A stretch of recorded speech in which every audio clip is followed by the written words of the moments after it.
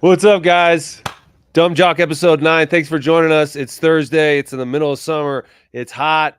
We are fortunate to be joined today by Peter Schaffer, super agent. Would you be called a super agent? Like, is that what people call you when they introduce you? In Denver, that's what they call me. Yeah. And I don't know why. I don't know where I'll it tell you started. why. I believe it started out sarcastically. No, that's not true because most agents, at least to my knowledge, do one sport or like do one thing. I mean, you have athletes in the NFL, Major League Baseball as well, NHL, NBA, No NBA, PGA, PGA. You do professional lacrosse league. professional lacrosse. We were just talking about that off air. You're also a lacrosse coach, but maybe we'll get to that later. But also and represent a lot of the local media in town. local media and head coaches too, right? Yes, coaches And personnel, assistant coaches, GMs, the whole shooting match. So how, if you could take us through how this sort of evolved into, from, I imagine you started with one athlete, one sport. The first athlete we had was David Tate. Ah. So David Tate played at Mullen, then played at University of Colorado, came out in 1988 draft. What sport? Football. Okay. So 88. 88 draft. Wow. I was 6. So everybody at home doing the math. Of course. I don't want anybody. You and me both. I was 6 years old and recruited David, and he was an 8th round draft choice in the NFL. They don't even have 8 rounds anymore. No. And I think we held him out to get him an extra $200 or $300 on his signing bonus. Held him out 2 days of training. Was that common to hold people out back then? It was not 8th round draft choice. Right. First rounders. But you got a couple extra dollars for him? $300. Yeah. Ted Phillips, the president, he was just a contract negotiator with the Bears back then, but the president now still busts my balls. What the fuck? So Am how I did? allowed to swear on a podcast? Yes, yeah. You fuck shit, whatever. Okay. But bust your balls, like anything. That's what's cool about this place, Like I used to work for a radio station that won't be named, and I couldn't cuss there. Right. And so this is no restriction. So say whatever. So you said we had this guy. You had a partnership right off the bat, or I had a partner back and then I've been on my own now for almost 20 years. 20 years. Yeah.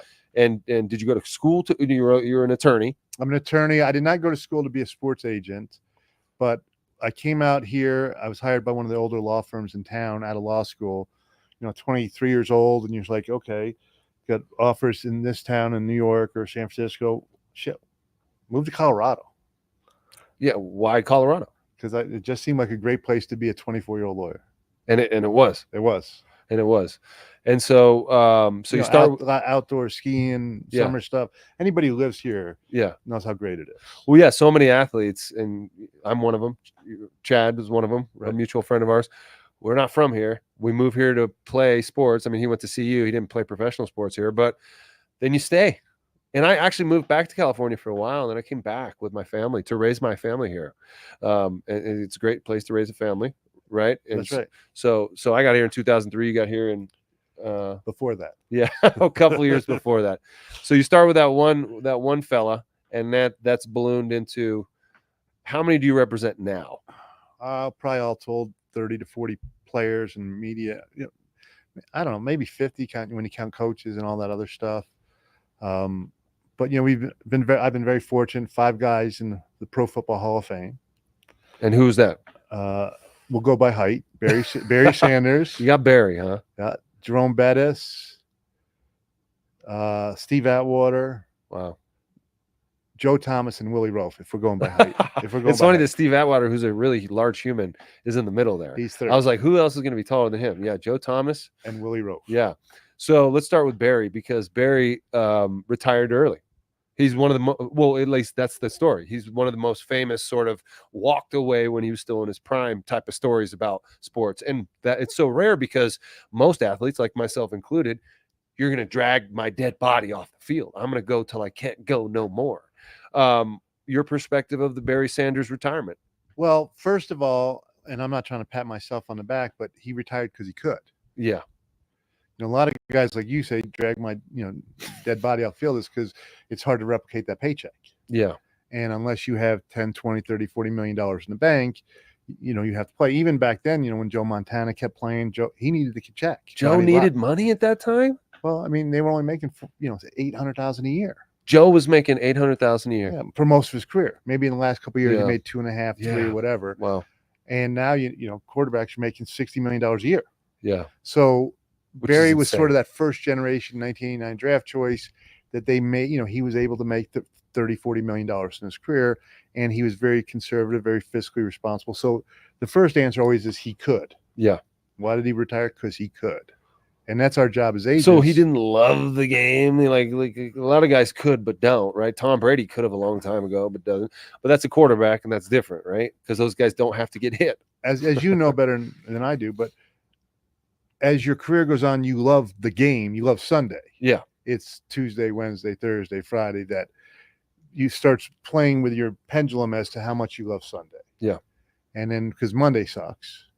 It does. Because if you're running back, probably for Barry playing for the Lions, there was always a perception that they didn't do enough to support him. Did he feel that, or was it just the game itself? I just think it was a culmination of it. At some point, the Monday pain, the Tuesday, Wednesday, Thursday, Friday redundancy of practice outweighed the joy of Sunday, and of course the camaraderie of the locker room, which is always hard to replicate. Yeah, and the ability to know that you can. I'm telling you, he had one car, had an 1,800 square foot house. He was very fiscally conservative. Didn't party. It wasn't on private jets. So seemed like a very quiet, understated guy. Everything you see him, he was. Yeah, is right. Yes. And so when guys retire, when you're no longer representing them in their sport, do you still keep in touch with them? I mean, what is the relationship like with an agent and a player once the player's done playing? I don't know about other agents, but I take care of my guys cradle to grave. And when I recruit those kids, and they're kids when you recruit them, they're men when they retire, and now they're becoming gray-haired or graybeards like us now. And so, whether it's Chad Brown, if he's got a contract issue, I help them there. Pac-Man Jones, who I represented, he calls me on everything. So, and sometimes they just call to, talk and, catch up on families or whatever. So it's cradle to grave. So when you are representing the athlete, what do you do for the athlete? I mean, everyone knows, contract negotiation, but how would you describe your job as an agent? Well, my wife always asks me in the morning, what are you going to do today? And my answer is, I have no idea. Right. I have no idea. It's whatever these phones went up. Is it the Jerry Maguire thing? Like you got to be prepared for everything. Yeah, you really do. You have to be prepared for anything, whether it's the player breaks up with his girlfriend, or player needs a reservation at some restaurant in New York City, or there's an issue with a recording contract that they're trying to work on, or they want to talk, someone sends them a business proposal. Recording contract. But a lot of players, want to be managers or record producers. Do you have any musicians? No, I don't know anything about music. But like players who were trying to do music. Yes, a lot of players. Every player wants to be a musician. Every musician wants to be a player. And then is any of this music good? Like, do you like any of it? Like, who's the best musician athlete that you have? Well, there are a lot of them. Pac-Man actually is doing a nice job. Rayshon Jenkins. It was funny. About 2 years ago, Rayshon came out here for my son's graduation party, and we went to a studio, a Delio studio. Yeah. And he had his artist. See, if you're not doing a podcast, you could use air quotes. Yeah, you can. You can. If you're on radio, you have to explain. I just used air quotes. Artist. Yeah, artist. So he brought his artist out because we're going to go to the studio. And, we always like to plug a Delio studio. They do a great job. Yeah. So we go there, and the artist does what he's doing. And my son Gavin is there with a bunch of his lacrosse high school teammates, and they're looking at it like, eh. And then Rayshon, who's the safety for the Seahawks, starts doing it. He was better than the artist. And so he gets on the mic. Yeah. And it's did they record this? Is he putting them out? Yeah, recording, and Delio's producers there, and they're mixing in all this other stuff, and he's saying, "No, we should do it here." I mean, stuff that's so far over my head. Well, there's some really talented musicians in locker rooms. Correct. There's athletes who have other skills, right? And you just never get to facilitate them. And these days, I imagine, like they are like back in the days, it's like stick to football. But now, because of social media, because of the internet, because people want to brand themselves outside of it, there's players are probably looking to you to give them more opportunities in that world. Well, it's also, take a podcast like this. Yeah.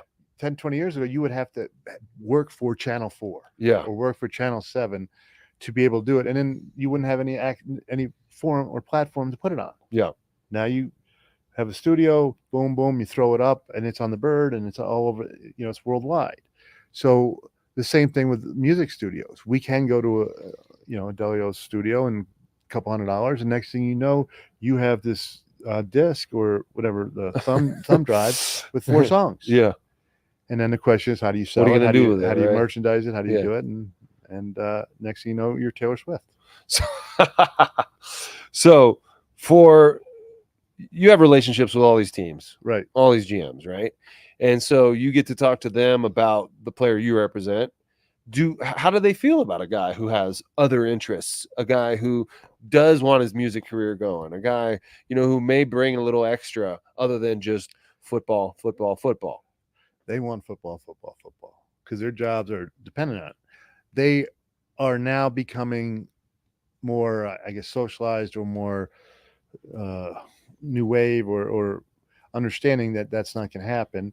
But you still want someone that's going to make football a priority, and it's our job to make sure. You got to get that?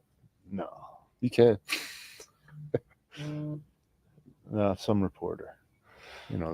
Damn reporters, man. They always want the scoop. I'll call them back. But so I think general managers are now understanding when they're looking at players, there's certain players like Tom Brady. He had outside interest, but when he walked through that door, he was all in, totally focused. I mean, Steve Atwater, big time real estate and always had an inquiring mind, but he walked in that building, he was 100% football, 100% Broncos, and that type of deal. And so that's what you're looking for. Joe Thomas the same way, multiple businesses, multiple real estate holdings. But put a Browns helmet on, he's all Browns. Yeah, he didn't miss a snap or for something like 10,535 straight snaps. What? Yeah. That's insane. Didn't even miss a game. Yeah. Well, you obviously didn't miss a game, didn't miss a snap. There was one time, and he said though at some point when you get the streak started, you're like, you got to keep going. I got to keep going. I mean, yeah. And he was in some media for a while, right, Joe Thomas, and then he's kind of stepped out of it, or he was doing Thursday night football. For the NFL Network, right? And he decided in typical Joe Thomas fashion. I always said when I recruited him, I got to know him, he reminded me a lot of Barry. Very understated. Fame was not a motivating force, just very humble, wanted to have real relationships. And so he had an idea that the Munich Ravens in the German Professional Football League, which is probably about the level of the Arena League here, asked him to come coach the offensive line and live in Munich for the year. Wow. So he took his family. They got a beautiful place in Munich, and he's been coaching for the Munich Ravens. Wow. Gave up the media career, all that stuff, because he wanted his family to have this great experience. Huh. He wanted to, it's coaching at night, 6 to 9 o'clock at night, and they play Barcelona, so he gets to fly to Barcelona. Yeah. And that's what he did. He gave up and I mean, he could always come back to his career. He was that good, but the 10,535, I mean, it just showed what the GMs are looking for. Someone who was brought up that way. His father never missed a day of work. Mm-hmm. His grandfather never missed a day of work. He wasn't missing a day of work. And yet, like Barry, he ends up on a team that doesn't have a lot of playoff success. He doesn't have the hardware, to go along with the amazing career he had. But players understand how good he was, and First ballot Hall of Famer. Yeah, he went in with John Elway. Yeah. So who did Barry? Barry and John the same year. Yeah. And so the Super Bowl was in Houston that year, and so it was different. It's not the big event that it is now. So back then they would have the voting all Saturday. Then they would call you up and they tell you who was in, and then they do a little press conference, and then you go back to Canton in July. So I get a phone call from the head of the Hall of Fame. Can you bring Barry down to the convention center? It's 11 o'clock. So we're in the same hotel. I knock on his door. I said, they want us at the convention center. So they put us in this room, and all of a sudden Mike Shanahan and Bolin and John walk in. So there's just 5 of us, and there's 15 semifinalists, and they're going to announce 4. Uh-huh. And so then the commit or the head of the Hall of Fame comes and goes, I just want to wish the 2 of you, not me, but Barry and John, good luck. Yeah. And he walks out. I'm like, I don't think you 2 need luck, because you guys are the ones that are here. Yeah. It's the other 13 that aren't here that need luck. And then sure enough, they go in, and Carl Eller goes in with them. Wow. And so and they said that they have to do this press conference, and so it's like, you're looking at your clock there, it's in a half hour. An hour comes in and he is hammered. Oh, really? He comes in. Who is Carl Eller? Carl Eller. Oh, wow. And we go up there and I go, "What's up, dude?" He goes, "Well, it was my last year of eligibility, and I figured I wow. hadn't gone in, so I figured I'd just wake up and go golf and drink." Wow. Because I wasn't going in. And that ended up being the year for him. And that was the year for him. And we were there. And of course, when they came in and said, who wants to speak to first, he was like, "I'll go first." So like, Oh, no, wow. John, you go first. Yeah, let him sober up a little bit. We'll get a little coffee in him and we'll go. Wow. A lot of memories over the years for you.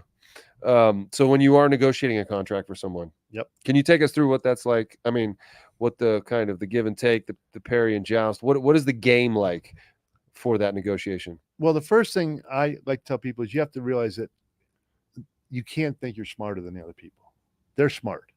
And if you think you're smarter than them and going to get over on someone, not happening. Teams, we're an agency, or I'm an agent, and I have maybe 2 assistants.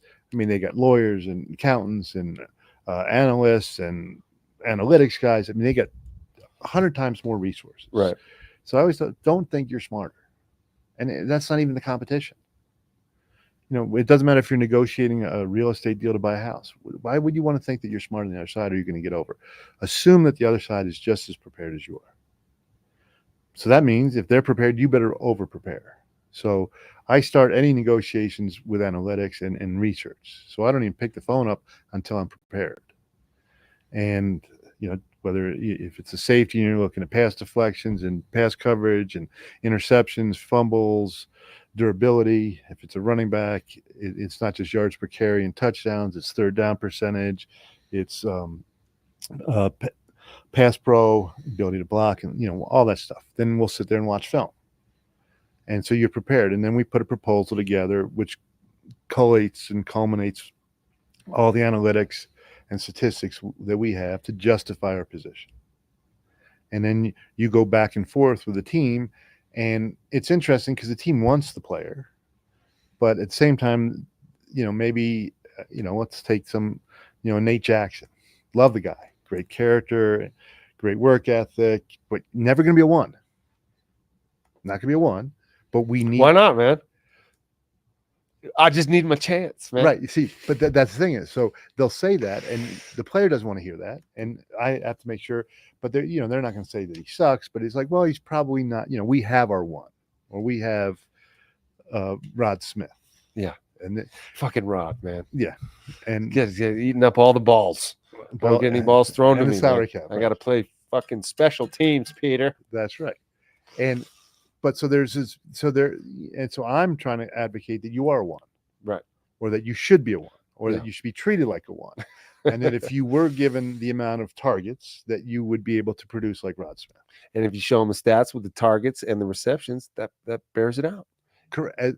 But it's very important that you have to be able to justify every position, because otherwise you lose credibility.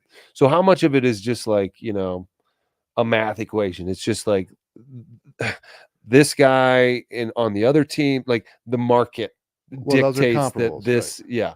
So those are comparables. And so it's not just math, but it's also being able, because if I sit there and say, well, Nate Jackson's this, and this, and they sit there and say, well, what about, trying to think of Marvin Harrison, who was your genre, and you're asking for Marvin Harrison's money. And so you got to be able to sit there and say, well, Marvin Harrison does this, and this, but Nate can do this, and this. Right. And so your understanding of the market can't just be about your player, that team. It has to be about the universe of the 32 teams.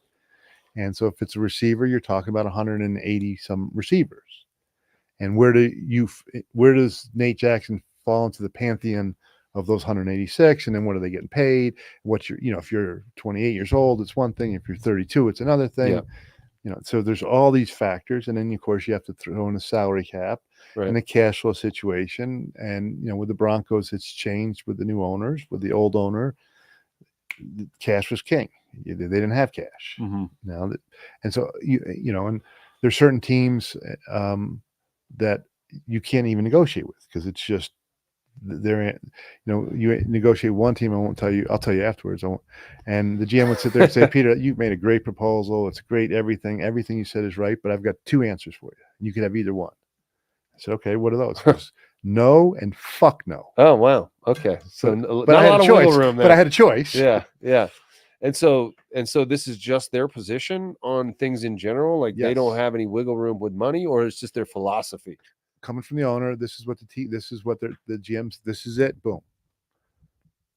Got it. What if no? This is it. And so what happens when you get that answer and then you take it back to your guy and he's like, "No, man, like Then we take it to the market. yeah, Then you got to go to the market. yeah, So that leads me into the sort of segue into the next difficult part of being an agent. It might even be more difficult than negotiations is managing expectations. yeah."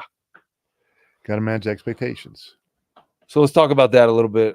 Particularly not really when a guy's on the open market when he's still wanted to some degree. Oh, still on the open markets managing expectations. No, what I'm saying, yeah, I get, Dalton Reisner. yeah. Did you represent him? No. That's why you can actually speak freely about it because what were your thoughts on Dalton? Well, I thought Dalton, second round draft choice, great kid, great in the community. Yeah, It's a very smart player. Started, I think, almost every game as a Bronco. So maybe 64, 66 games. I think because they went from 16 to 17 somewhere in there. Was supposed to be some cornerstone piece, right? But when for years to come, right? And so the agent thinks, well, I get this 4-year starter, and this is what 4-year starters are getting paid: 12, 13, 14 million. The tape wasn't there. Mm-hmm. Tape was, and I'm not putting him down. It just wasn't at that level. He was a sort of a $6-7 million a year player. Do you watch tape? Oh yeah. Yeah. And are you able to kind of see the things that they're going to see? And you've turned it into an expert. I wouldn't say an expert. I'm probably I know enough to be dangerous. Okay. I wouldn't say an expert. My son is more of an expert. He loves watching tape. Yeah. And he could watch tape, and he actually does an internship and scouts for a team, and he loves it. But we watch it, and you can see. And then if you sit down and watch with real experts, as to what really matters, you can see why this guard is getting paid this, but this guard's getting paid this. And they went to market thinking they were going to get 13, 14 million. The market starts March 11th. March 13th, the market is dry. Yeah. And if you turn down 6 or 7, or you told teams that you only signed for 13, 14, and those teams say, okay, well, I'm going to sign this guy for 9 or 10, all of a sudden the market dried up because teams signed guards. There's no more spots for guards. Teams don't have money. Next thing you know, you're SOL. So how does that relate to where Justin Simmons is right now? Exact point. So he wants more money than people are willing to give him. Correct. But you're talking about the tape. I mean, hasn't he put pretty damn good tape out there? Or are you suggesting that he may be not playing as well as his credentials are saying he is? I think when he was getting paid $15 million a year, his tape was much better than it is now. His tape now is still good, but it's not at the level of $15 million a year. And not that he's asking for it now, but then again, we're a week before training camp. Yeah. So the market again has changed, and you have to understand the market. So how does it change into, like, how does your role as an agent change going into training camp and what you communicate with these guys? Well, right now, I'm fortunate not to have a lot of Justin Simmons because I think that I do a really good job of gauging and playing the market. So is this a failure of his agent? I don't know the specifics, but I would think that either the player had expectations were too high, or the players, or it's like selling your house, putting your house on the market, and you think it's worth so much, and you put it up high, and then no one wants it. But if you would have priced it right off the bat, you would have sold it in 5 days. Well, except for in the real estate world, the market doesn't change from March to April to May. Yeah, if your house is worth $1 million and you put it on for 1.2 and people offer you 1, maybe in 3 or 4 months, someone's still going to offer you 1. You just have to reduce your asking price. The problem in the NFL is that in March, when free agency starts, teams have cap room. Teams have open rosters. So what happens is the cap room goes, and so maybe they don't spend it on a guard, they spend it on a tackle or a defensive tackle. You only have so much cash cap room. Then all of a sudden the draft comes.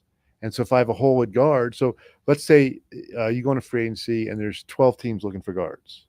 And there's 8 free agents, okay? And they're all bidding for them, and then they come off the board, 1, 2, 3, 4, 5, 6, 7, 8. Now there's 4 teams looking for guards, and maybe one, Dalton Reisner or Justin Simmons is still there, but they're asking for too much money. But then the draft happens. Yeah.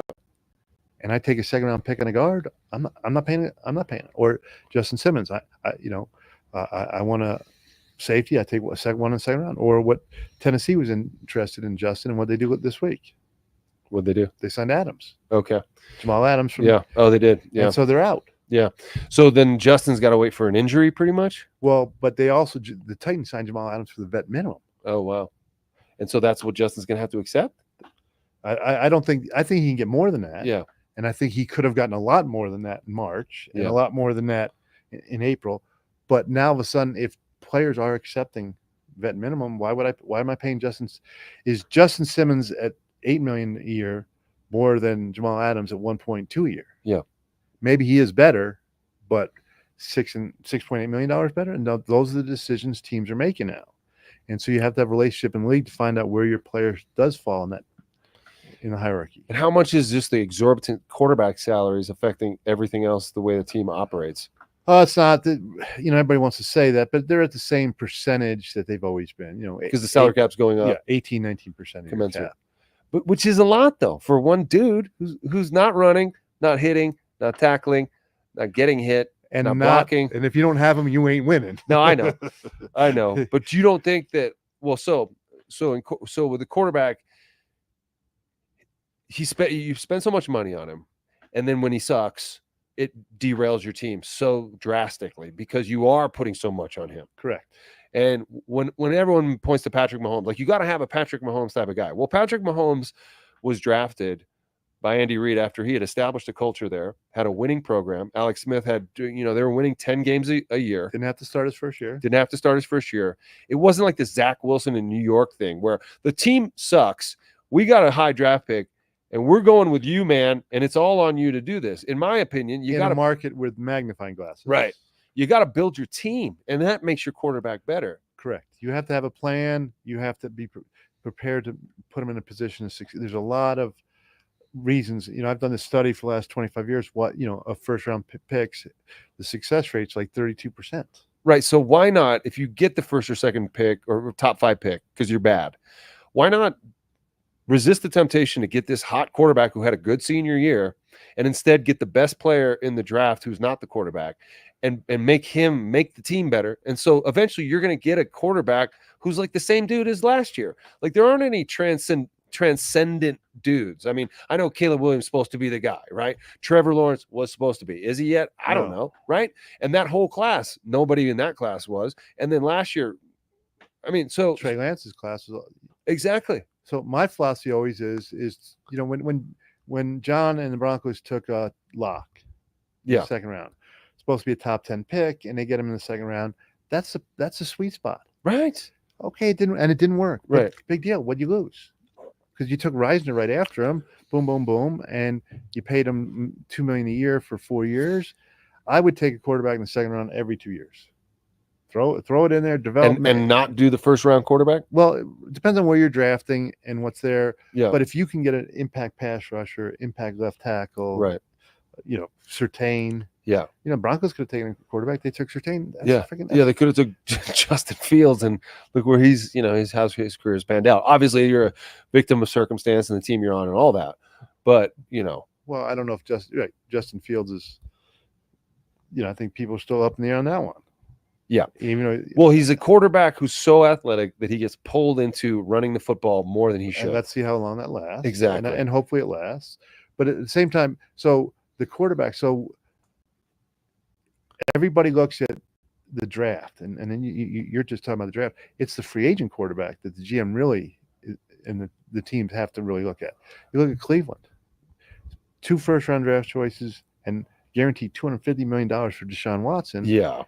And if that doesn't work, even if the Bears miss on Caleb Williams or the Redskins miss on Jaden Daniels, it's $40 million over 4 years. Right.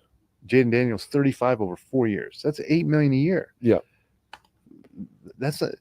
Quarterback's getting $55 million in 1 year now. Yeah. That's a much bigger swing and miss. But if you do hit, like the Broncos, let's say they hit on Bo Nix. Yeah. They got a quarterback for $2 million a year for the next 4 years. Right. Yeah. Well, what about the Russell Wilson thing with with the Broncos and the hole that's put him in, the whole process of bringing him here? I mean, what were your thoughts as an agent about the way that unfolded? Well, I think that they new owners, they had to make a hit. And so they looked at who was out there. And so I think they tried to get Aaron Rodgers. That wasn't happening. Yeah. And so at some point you have to make a decision. do you go with Russell Wilson, or do you go in the draft, or do you take a Joe Flacco? Mm-hmm. And so, but they're not. So really, you don't fault the Broncos for bringing in Russell. No, you got to take a swing. What about the contract they had him sign before he ever played a snap? Do you think that was part of it? Because I know he had a no trade clause from Seattle. Would that be something that they talk about ahead of time? Like, yeah, I'll accept the trade, but you got to give me a new contract before the season starts, because he had 2 years left on that deal, to my recollection, for about $29 million a year. I think the rationale was, let's put him in a position to succeed. Let's show him that we care. Let's not bring him here and then not do a contract. Let's show him that let's put all our belief in there and put our money where our mouth is. And I think they had hoped that Russell would respond accordingly, taking that and say, okay, good, these people love me, I'm going to give them on. Yeah. And it didn't work out, but you take a swing. Now, they make up for it this year because you got the quarterback, you got Bo at real cheap for 4 years. Now, that only works is if Bo can play. Right. And you eat, what, $53 million this year from Russell? Right, but if you think about it, $53 million on Russell, $2 million on Bo Nix, $1 million on Wilson, and $5 million on Stidham if they keep him, but they can cut him. Right. So it's the same $60 million that the Bengals are paying for their quarterback room, or the Jaguars are not paying for their quarterback room, or all these other teams that are paying $55 million. The Eagles are paying for their quarterback room. It's the same $60 million. Yeah. So the Broncos shouldn't really be hamstrung on the rest of the roster because of this money. Correct, because they're spending the same quarterback room money. And then in a couple of years, when they're free from this Russell Wilson baggage, they're after this year, this last year. Yeah. So next year, year, there's 20 something or 30 something, right? Yeah, but still, so their quarterback room will be $30 million next year. They'll still have $30 million extra that other teams don't have. Yeah. For the next 2 years, 25, 26. So the salary cap in the NFL goes up pretty much every year, no matter what, right? Unless you have a worldwide pandemic. It went down that year. Yes. But it's went up 25 million this year, something like that. Yes. 25 million last year. It didn't go up 25 last year, but this year was, we didn't think it was going up that much in it. So you don't know how much it's going to go up before, like, No. What is that based on? Total football revenue. Okay. You're a receiver with those kind of hands? Could someone please bring in some receiver gloves for Nate? Yeah, no, it's all extra good. sticky stuff on it. Little rusty. Spray some of the gooby. I didn't use gloves until I got to the Broncos. In college, I didn't use gloves. I was with the Niners before I got here. Did not use gloves. Never needed them. I got here the first day of practice. The ball was quarterback. It was Jake Plummer. It was. He doesn't throw that hard, but it's drier here, and the ball jumps on you in the altitude a little bit. You don't really realize it, but ever so slightly. And I had one like go through my hands. I'm like, what the hell is this? I put on gloves, never took them off. Those things you can just snack. I mean, those things are so sticky. Usually when John was a quarterback, all the receivers want to prove how tough they were. No gloves. Oh, really? First day of practice, Broken fingers. They're walking in their training room giving gloves because I mean he's notorious for like breaking ribs and So the salary cap though is based on total football revenue. Okay. And we don't. Well, we know the gross amount of the TV deals. We don't know each year how it is. Sometimes we don't know stadium deals. So it's a good thing that total football revenue is up because that means the NFL's making money. And they're making a lot of it. They're by far, I mean, you look every year, they're like 49 of the top 50, most watched television programs every year. Correct. They're trying to expand. Chad and I talk about this all the time. Chad believes that they're going to have a league in Europe or a division in Europe. I'm sorry, an NFL division Correct. In Europe. Do you agree with that? Well, there are a lot of factors that are going to be problematic. Paying their taxes and healthcare and visas, and you could play one game and the players get taxed here. If you're going to go to England and the taxes are 50%, would a player want to be a free agent there? Right. And so plus they already have football there, and it's not the same as our football. What are they going to call it? Just American football? Well, I'm not worried about. And I think it would sell, and then you could probably sell these expansion teams at $6 billion a pop, and that's additional revenue. That's for owners. So you'd have one in London. Where else? Berlin. Yeah, I played in Germany, so there is a market there. Maybe two in Germany. Maybe Barcelona, Amsterdam. Amsterdam played there. I don't know if you want to go to Amsterdam because The last NFL Europe game we played was in Amsterdam, and then we flew back here from there. that was Colorado before Colorado was Colorado. Amsterdam? Yeah. What do you mean?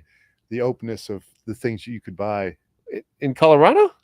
Well, I'm talking about marijuana. Oh, yeah, the marijuana. Yeah, that was Colorado before. Yeah, that's true.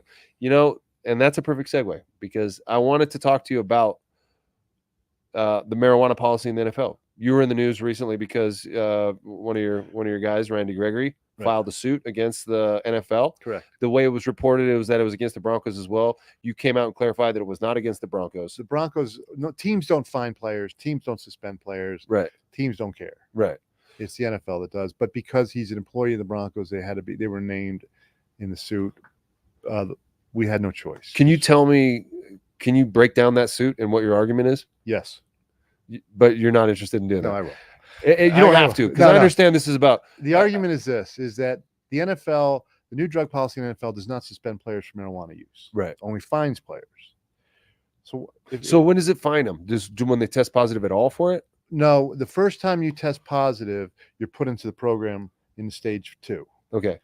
And they've increased the threshold for allowable THC in the system, right? Or not? I battled for years. It used to be 0.15. It's now 0.15. No, it used to be 0.3.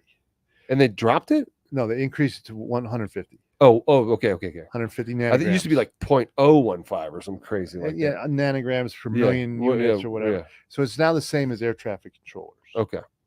Like air traffic controllers should not be smoking weed. Yeah. Football, what do we care? Yeah. But an air traffic controller should not be smoking weed on the job. I'm pretty sure that air traffic controller, the guy who's doing this? No, he's up in the tower. Okay. Yeah, he should landing not be smoking planes. weed. Yeah, no. He is taking planes here. You land here. You go here. We finally got the NFL to agree to the same level as air traffic controllers. That's how crazy it is. Yeah. But who cares if an NFL player is smoking weed? I don't smoke weed. I don't understand it. Never have. Fine. But so players can only be fined. So our argument is in Colorado, where it's legal, right, that he's got a doctor who has prescribed him. There's now THC medicines that's approved by the FDA. Right. Most of the time, it's used for anxiety, used for chemotherapy treatment, for appetite, that type of stuff. But the doctor says, because he's got anxiety and he's got serious, arthritis, that it's a good medicine. So they prescribed it for him. And he tests positive for THC, of course, because my doctor told me. So think about this. If you're at your job and your doctor says you need to take this pill and your company fines you for it, for doing what your doctor told you.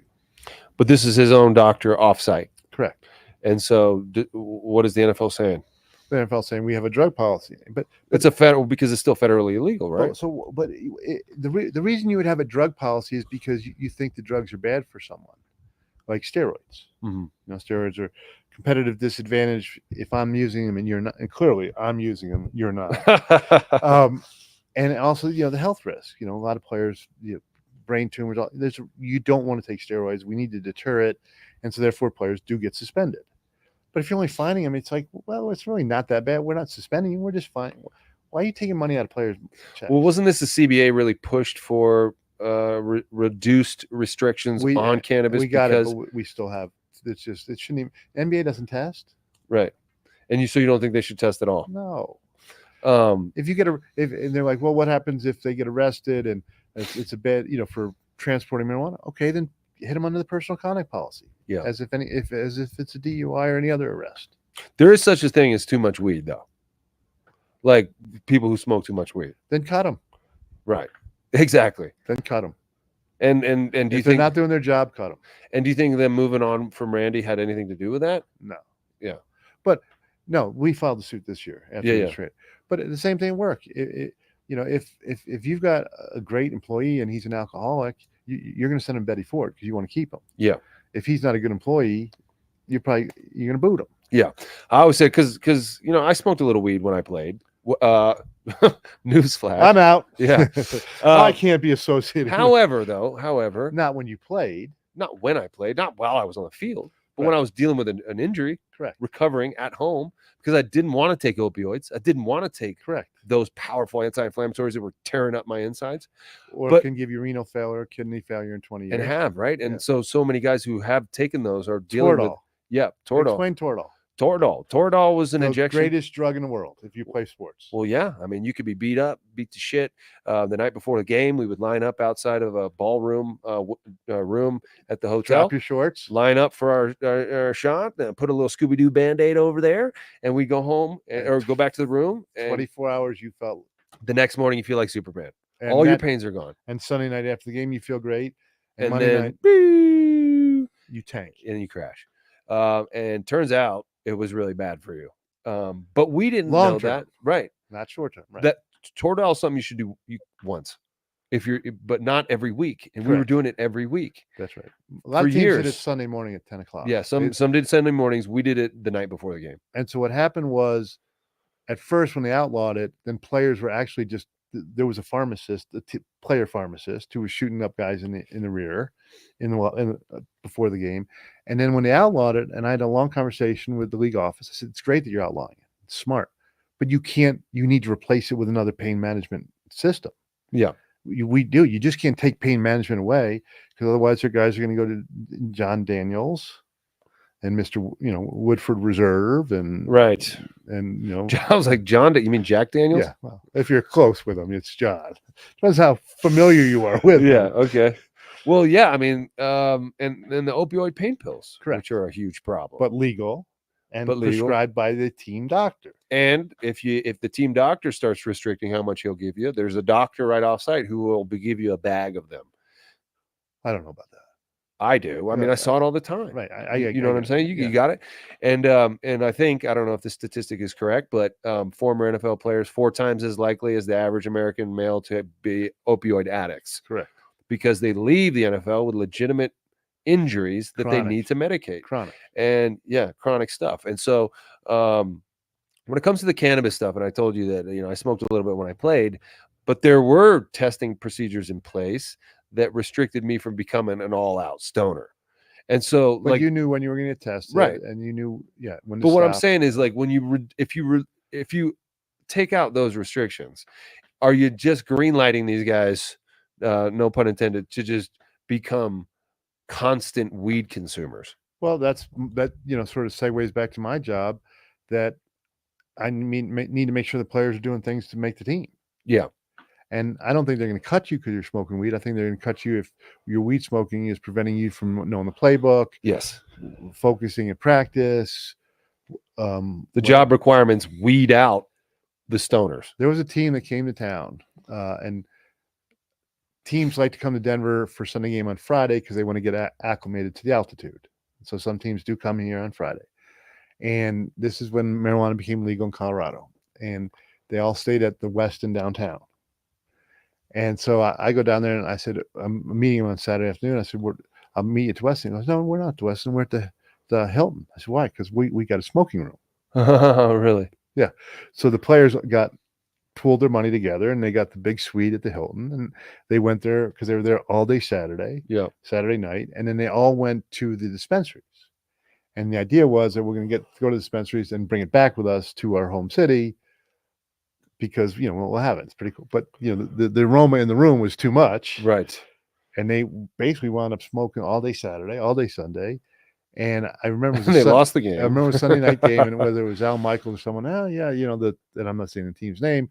Well, they look like they're they're sleepwalking. No, they look like they're high, Al. Yeah. They look like they're high. And so that's sort of the fault, like the drawback from it. There is such a thing as too much of it. Well, but that's the coach, and you got to have the right people, and you got to be, that's the deal. Right. If it affects a player's performance or job, then you have to have a conversation with them. Yeah. But there are other guys that need it to, whether for bipolar disorder or anxiety, that if they're not smoking it, going back to Amsterdam, I had a team that went to play in London, and I was real worried because they were going to leave on Tuesday. And so I called one of my players on the team, and I had 3 or 4. I said, what are you guys going to do about weed? I'm serious. I'm dead serious. Because they had to smoke all the time? Right. Or else they did what? They crashed. Right. But isn't that an addiction?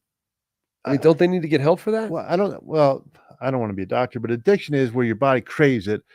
Marijuana thing is you just feel it. Right. It's like if you're addicted to opioids, you don't have it. Your body's going to crave it, and you're going to freak out. I think it's the feeling of the normalcy or the relaxation or whatever is a different feeling that, yes, you want it because it makes you feel better, but it's not your body going cold turkey on you. So the player says, don't worry, we got it covered. We got this guy going. We flying a guy to Amsterdam. You can't make this shit up. We got a guy flying to Amsterdam. He's going to buy all the weed. He's going to get on a train and meet us in London.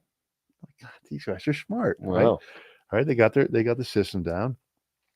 Guy got pinched at the border. Oh wow. And so Friday night, I get a call from the security guy on the team, like, what do you do? Your guys are freaking out. I said, so what happened? And then they tell me that they didn't tell me that the player said, yeah, they got pinched at the border.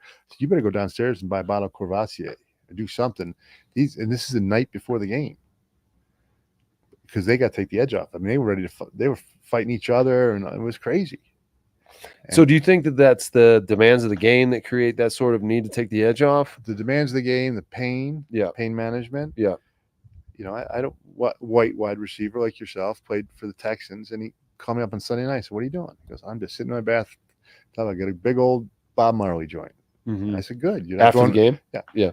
I'm not going to the club, but this is how I'm in such pain. This is what I'm doing. Yeah. North Dallas 40 style.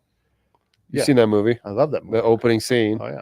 John Matuzak and Nick Nolte and Mac Davis. Yeah. All right. So could you have named the actors? Nick Nolte, I could have done that Mac one. Davis was who I couldn't have done that. He played Don Meredith. Yeah. Matuzak played. I don't know. Himself. Okay. I got to, there needs to be a new North Dallas 40 movie, man. Oh, yeah. Like, what are your thoughts on the state of scripted or like football content, like quarterback, Hard Knocks? Receiver, Hard Knocks? Like, are there movies out there that scratch the itch? Clearly there's a market for it. I mean, the Tom Brady roast, for example, got so many eyes on it, and I think people are starting in Hollywood are realizing that that's how you can get men to watch movies and watch these sort of things. Well, I did a show that The Agent 9 years ago. I was and was it scripted? No. Oh.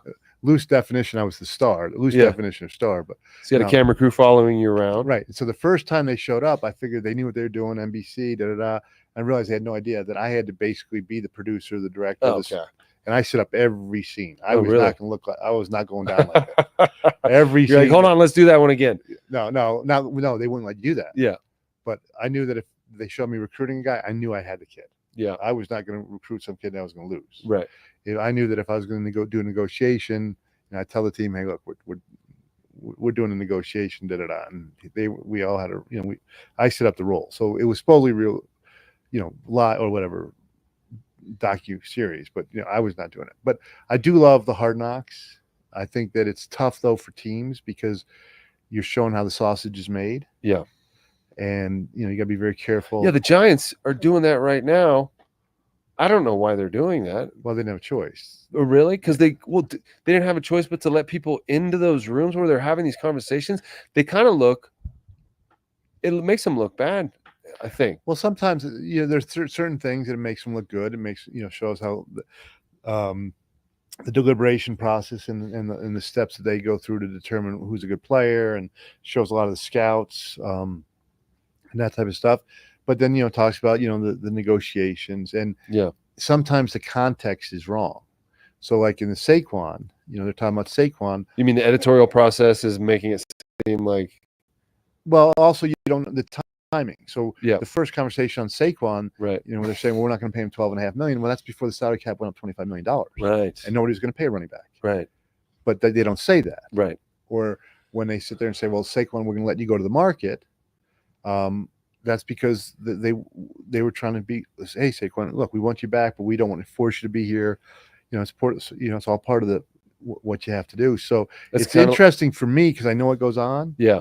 And I think it's great for other people to see it, but sometimes you don't want to know how the sausage is made. Yeah. So that's kind of like I was on a blind date television show when I was in late college. Did you win? It was just me and another girl. We went on a date. It was called Rendezvous. All right. And we were on a date. It was Rendezvous. View. Yeah. So they would show a clip. They would cut to a panel making fun of us, essentially, and then show another clip. But the whole 30 minutes was our date. Okay, and this girl was named Mimi, and we went to 3 different locations, and they filmed us all day long. And we had to sign a waiver when we got, like, Right. you can use this footage however you want. And when the episode came out, they cut it in a way, like, timing wise, to make, like I made this joke at the very end of the date. We had been together for 8 hours. We knew each other pretty well at that point. We were, at least friendly terms.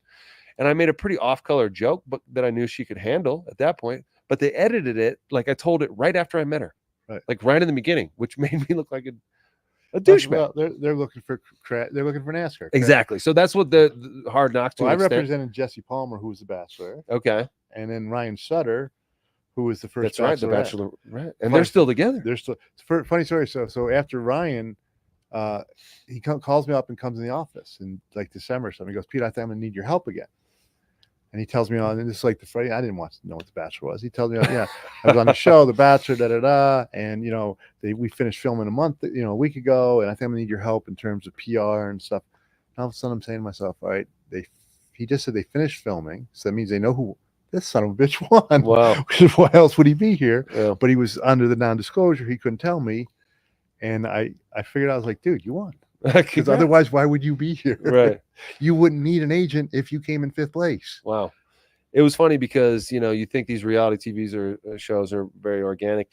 There'd be cut and we'd be eating And a lot of alcohol. They're feeding you alcohol. tons of alcohol. Oh, yeah. And then a producer would, they'd split us up for a little bit. The producer would come and sit next to me. She'd be like, and she was real sweet. She'd be like, Nate, you're doing a great job. You guys are doing great. Why don't you ask her if she's ever had a one-night stand? Why don't you put your hand on her? Yeah. Why don't you How about your ask arm her around if her? she likes Yeah. threesomes? I'm like, what do you? Okay, sure, fine, I guess, because they've That's kind of, what they want. Right? yeah, they've eased into this familiarity by the time, this is the last location. You're already drunk. They've moved it along. How many first dates have you been on where you're asking those kind of questions? Not a lot. Well, maybe you, I don't know. Not me. But anyway, I was on a lot of first dates. yeah. But the reality TV shows, you never know how they're going to go. And so I wonder about, like, Omaha Productions, how. Well, Payton does a really nice job. That's what I'm saying. Like, he's a little different. He's doing it with a lot of integrity and faithfulness to what the industry's all about. But he knows, like, this. Like when I was doing my show, and our producer was really good, and he wanted to learn, but he wasn't a true football guy. He was a true movie guy, TV guy. Yeah. Payton is really smart. Boy, he does a great job in production. He knows what the people want. He knows what. Yeah. How involved is Payton in this? I think he's very involved, but Is that's he? who he is. He's involved in everything, and it shows. Yeah. The quality of it is really, really good. Yeah. Okay. And of course, with Hard Knocks, you have the narrator, and he could have made your show into freaking Oscar winning. That guy's freaking him on a blind date show, that would be amazing. He is money. I mean, he can narrate this show, and we'd win. We'd be the highest rated show on TV. We got to do it. Yeah. You got his number? Yeah. All right. So before we get out of here, I want to have one more conversation. It's about NIL money and what that's doing to college sports. And are there agents in college now getting them these deals? How's this working? Well, the NIL is a fiction. What do you mean by that? It's money. The money's come from the schools. NIL was supposed to be name, image, likeness. Yeah.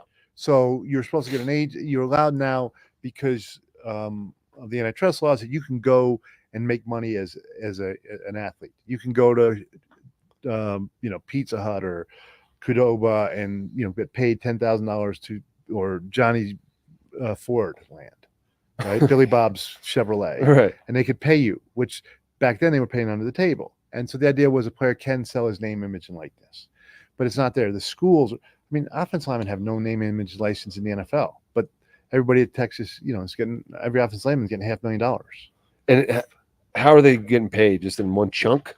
Well, that's all negotiable. Yeah. You negotiate it with the school. Sometimes they'll say if there's how so much. The school itself, who's writing this check? It's the collective. What does it say on these checks? Well, it all depends on they all have these funny names. Like Oregon is something Grove Street Collective, because that's where Nike was or something like that. And so all the boosters kind of write checks to this fund, and then whoever's running it pays the parcels player. it out. Yeah, correct. And so, are there agents for the players? Yes. Have you thought about getting into that? Well, I do represent some, but there are a lot of street agents that are ripping these kids off. Kids aren't paying taxes. They're not being educated as to the tax. I was just talking to a player or father of a player, and he signed with his agent. He gave him $500,000, and they gave him the money, and they're like, well, can you give it to us in January so we have the whole year to write it off? The agent want to sign him so bad they made him take the check in the end of November. And the kid took the 500,000, and he's got to spend 200 whatever 40,000 in taxes. Yeah. Because they gave it to him in November. Wow. So there, there's a lot of education. There's gonna be a lot of tragic stories, and then I think you're gonna find a lot of schools, except for Oregon, because Phil Knight's basically said, "I'm 85 years old. You can have whatever you want. I'm all in for as long as I'm here." But the other schools are going to sit there. I don't know how many often boosters at Mississippi State are going to be writing these huge checks to come in 5th place in the SEC. Right. Well, what about CU? Because Shador is the highest paid guy in America, right? 4 million or something like that, or that's what we've heard. Is that not accurate? Well, we don't know because there's no union, there's no database. Right. It's all what he's saying, and of course he's saying it, showing the watch and everything. Yeah, he's going bling bling. So, what do you think about the situation at CU as far as the money they're able to spend? What Coach Prime's trying to accomplish? Is he going to be able to spend the money on the players to get them there and play good football? As a CU fan, you hope that the alumni are going to continue to give them that money. Mm-hmm. What happens if they go 6-6 this year? Right? What happens if they go like last year, start hot and so what is the appetite for the alumni to continue to fund this process? And so you're totally relying on the alumni, 100% right now. Yeah. Well, maybe not alumni, not just alumni, but friend of the programs. The local Chevrolet dealers, and in LA it's a lot easier because there's a lot more money out there than South Bend. I had some players in Notre Dame. We couldn't get anything in Notre Dame. What kind of marketing are you getting in South Bend, Indiana? Yeah. So are all the players on CU getting paid? Are all the starters? Most of them are, yeah. Do you know what that look? I mean, off the top, like what would that even look like? Some defensive linemen are getting 110,000. Some offensive tackles are getting 250. I had a player who transferred last year, supposed to be one and done. He got 250 from his school, but they had already planned on spending that because they thought he was coming out as a redshirt junior. Well, he got a draft grade, got back to 4th rounder, so he wanted to go back to school. And they're like, well, we don't have the money. Wow. Because we didn't have you in the budget. He goes, yeah, but I got a scholarship and I want the money. So they had to then find the money for him. Wow. So there's going to be a whole bunch of stuff coming up. I think it's great. Players should get paid. They make a hell of a lot of money for the school. We just need to have a system that the players are not going to get taken advantage of, and it's going to be sustainable, and it's going to allow the secondary programs like the Colorado States to still be competitive and allow their fans to have great experiences. So do you think the system will be streamlined in a way that it's not just about the richest boosters and but it'll be about more of a revenue sharing like the NFL does? Never. Only way you do that, you have to get the players to unionize. Why don't they? Well, they should, but it's a lot harder to unionize 110, 55, whatever. It would be how many players? 55. Yeah. 100 times 100 schools, 10,000 players. Yeah. And they're only there for a couple of years. So, but if you could do, and then they have to be considered employees. There's a lot of steps that would have to go, and then they would have to agree to it, because if you don't, then it's an antitrust violation. Yeah. The reason we can do a salary cap in football in the draft is because we have collective bargaining agreement, which allows us to avoid antitrust. And there's no sort of governing document in NCAA or Wild West. Wow.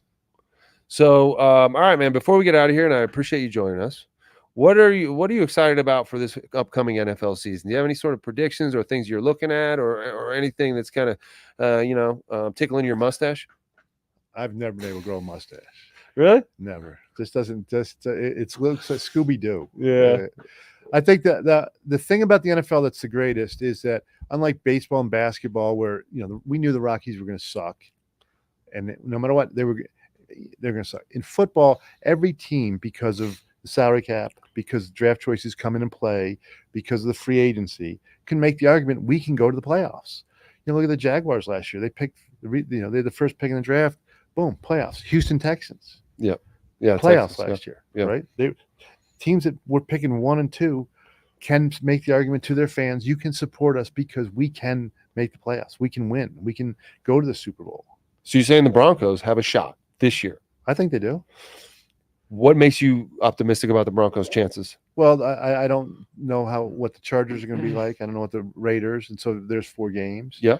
I think that Sean Payton has a lot of strengths, and one of them is play calling and ability to put quarterbacks in positions to succeed. I think that Vance Joseph is a hell of a defensive coach. It really is. And As long as he doesn't have to play 60% defense, they're going to stop people. And again, if you're in a weaker division and if the Chargers and Raiders aren't that good, that's 4 games. Yeah. So if you win those 4 games, then all you have to do is beat 500 team. Yeah. You go 500 in the other 13 games, that's 6-7. All of a sudden, you're 10-7. You're in the playoffs. Yeah. Then you just got to go up to Arrowhead and beat those dudes. Or no, you're not going to beat them in Arrowhead, but maybe you beat them here. Yeah. Maybe you split here. Now, all of a sudden, you got 5 wins in your division. I love it. All right. You heard it from Peter. Broncos are winning the Super Bowl They got a chance. this year. I'm saying they got a chance. Peter Schaffer, thank you for joining me, man. Appreciate it. That was fun. Dumb Jock, number 9. Thanks for joining us. Peter Schaffer, Nate Jackson, Gorilla Sports. See you guys next time. We're out of here. That was fun. Cool, man.